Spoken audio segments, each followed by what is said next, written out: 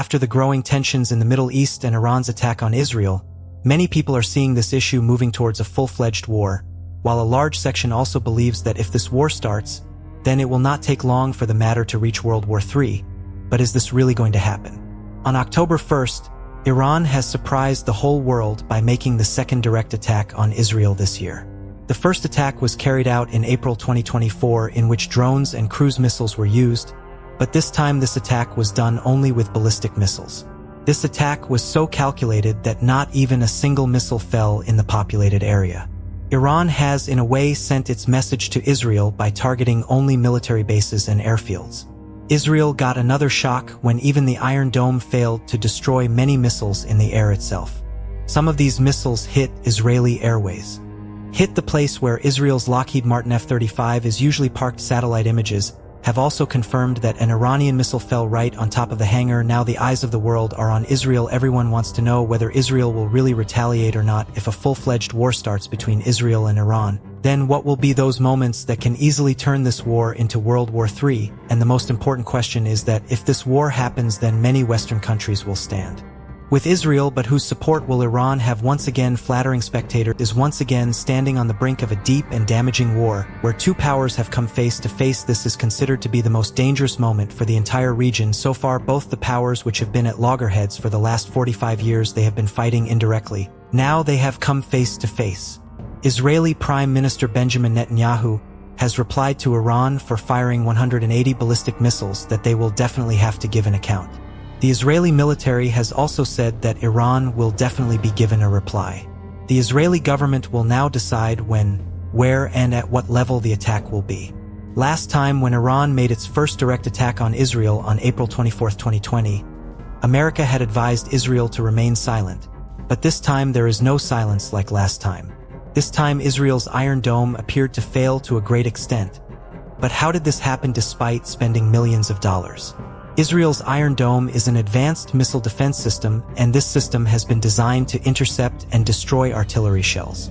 It is considered very effective and accurate. The success rate of Iron Dome is more than 90%, which means that this system can intercept and destroy a very high percentage of the rockets and missiles launched. Iron Dome has automatic identification. The weakness of Iron Dome is that it can stop only 80 missiles at a time, and that is why Iran, after calculating, launched 2 times more missiles than the capability of Iron Dome. If we look at the history of Israel, there is not a single event in which they did not respond to the attack on them. That is why it seems that this time too the attack will definitely be responded to. In response to the attacks of April 15th, Israel retaliated against Iran and launched a missile attack on Isfahan's airbase, but it was so small in response to Iran's 170 drones and 30 cruise missiles that it was not highlighted much in the media even for many days. Till now, it was not known whether this attack was carried out by Israel or someone else. In the current scenario, Israeli planners must be debating not when and where to attack Iran, but how hard to attack. As seen, Israel has 3 targets. The first is conventional military attack, in which those sides of Iran can be targeted from where ballistic missiles were launched. They can be launch pads and command and control centers as well, and it is also possible that any high official planning the attack on Israel can be killed. The second target is economy. That is, those targets which cause considerable damage to Iran's economy. These targets can include Iran's oil fields, petrochemical or power plants, or even shipping ports, but experts believe that this is not a good target for Israel because it will harm Iran's civilian population, and because Iran has, if it had targeted only Israel's military installations with its ballistic missiles, then perhaps Israel too. Do not attack civilian population. And finally, the third and most dangerous target is Iran's nuclear program. This is the program because of which America has imposed sanctions on Iran for the last several years. Officially, Iran does not have nuclear technology yet, but work is going on rapidly on it. There is a special isotope in natural uranium from which nuclear bombs are made. Its quantity is only 0.7. This isotope is called U-235. 0.7 is not enough to make a nuclear bomb. For this, it is necessary that the quantity of U-235 should be at least 20. This process of increasing the quantity is called uranium enrichment. America, Israel, and many countries believe that Iran is enriching uranium in its secret nuclear facility, and it is very close to fulfilling its objective, after which it can work on making a nuclear bomb. They believe that if Iran gets a nuclear bomb, then it will make the world take decisions according to its wishes. Israel can also target these nuclear facilities where Iran has been working on enrichment of uranium for many years. Their biggest enrichment plant is in the Iranian city of Tanz. This facility has been the victim of sanctions and inspections many times before. The second facility, which seems to be the most dangerous, has been built by digging inside the mountains near Fard village. Its main purpose is to protect the facility from airstrikes. But apart from these two, there are many other nuclear sites in Iran which can be Israel's target. Attacking Iran may not be such a big issue for Israel, but its consequences can be more dangerous. Iran says that by attacking Israel, they have destroyed nuclear weapons in Beirut. The death of Hezbollah leader Hassan Nasrallah and Hamas leader Ismail Haniyeh in Tehran has been avenged. That means the score has been settled. Iranian President Masoud Pezeshkian says that what we have done is just a small glimpse of our capability. If Israel's Sino-Indian regime tries to answer us, then Iran can stop being unconvinced. And all this is because Iran has been facing international sanctions for many years. In simple words, international sanctions are imposed to punish any country. Iran has almost 10% of the world's oil reserves, which puts it in the 4th position. But due to the sanctions, it can sell its oil only to limited countries. Apart from this, international banking transactions are done through the SWIFT system, and through this SWIFT system, Iran has almost 10% of the world's oil reserves. This puts it in the 4th position. But due to the sanctions, it can sell its oil only to limited countries.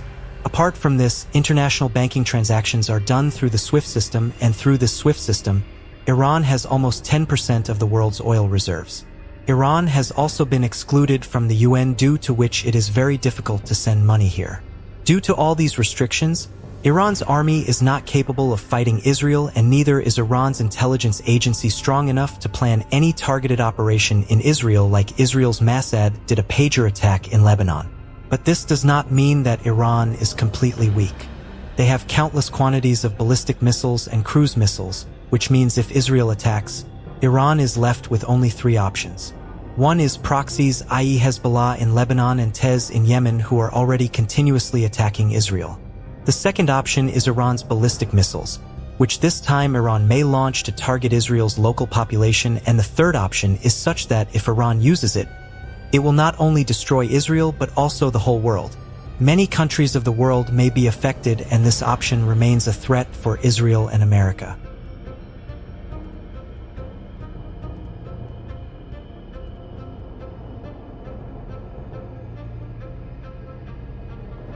Iran has already said that if Israel attacks us, then we will also harm those countries which support Israel. The third option is that Iran's IRGC Navy, which has established its hold in the Persian Gulf, though it is small, has a very large group of missile attack ships. These ships cannot directly attack America's supporters Bahrain or Saudi Arabia, because America has already kept its Navy's 5th Fleet warship in Bahrain, keeping this danger in mind. But Iran's ships can easily deploy mines on the Strait of Hormuz, and America is being eaten up. By blocking the Strait of Hormuz, the entire Persian Gulf will be blocked, through which 20% of the world's oil supply passes. If this happens, the entire world may have to bear the loss of starting a war with Iran. There is also another danger of starting a war with Iran. Let's assume that if Israel, America, and its allies attack Iran from all sides and cancel all its retaliatory possibilities, then an open war will begin, and this war will be on a much bigger scale than the normal wars. Now Russia and China will also have to jump into it, because both these countries are Iran's strategic partners. Talking about Russia, both Iran and Russia support each other in Syria. It is possible that Russia may not fight a war directly against America, but it can provide weapons to Iran. It will also support Iran at the political and diplomatic level. Similarly, China is also Iran's strategic partner, but it will not give direct military support. Yes, it is certain that China can buy oil from Iran to support it. It can support Iran in the United Nations and can also put pressure on the USA. North Korea is also Iran's indirect ally, which secretly supports Iran. If the United States can support the United States in weapons, then our main question now is whether there are chances of World War III starting in this condition or not. A world war is a war in which the big powers of the world like the USA, Russia, Europe, and China fight among themselves along with their respective allies. But in case of attacking Iran, it is very difficult but not impossible. Many such cases were seen in World War I and II, in which one country only supported another country, but still it directly evolved into a war. Today, after the assassination of Duke Francis Ferdinand, Austria-Hungary attacked Serbia. In this war, Germany supported Austria-Hungary and Russia supported Serbia. In this way, France and Britain also joined the war because they were allies of Russia at that time. In this way, the scope of war kept increasing through alliances and World War I started. We have similar examples in World War II as well. When Germany attacked the countries of Europe, Italy helped it. Because of this support, the Allied powers like Britain, France, and USA started targeting Italy. Of course, till that time, Italy itself had not attacked. In a war situation, no one sees whether the other has started the attack or not. For example, in the conflict between Israel and Iran, America is helping Israel from a distance. Similarly, in World War II, America wanted to keep itself away from the war and focus on its economy. But then an incident happened due to which America jumped into the war even though it did not want to. This was Japan's Pearl Harbor attack. You can also watch this detailed video of Jam TV on this. Its link is available in the description. Overall, if Israel launches a big attack on Iran, then a full-fledged war can start between these two countries. And if America takes part in this war, then a full-fledged war can start between these two countries. If you participate, then the war can spread to the whole region, and there are chances that World War III can also start, but this is just a part. Whether it will happen or not, only time will tell. What is your opinion on this whole matter? Please tell me in the comments section.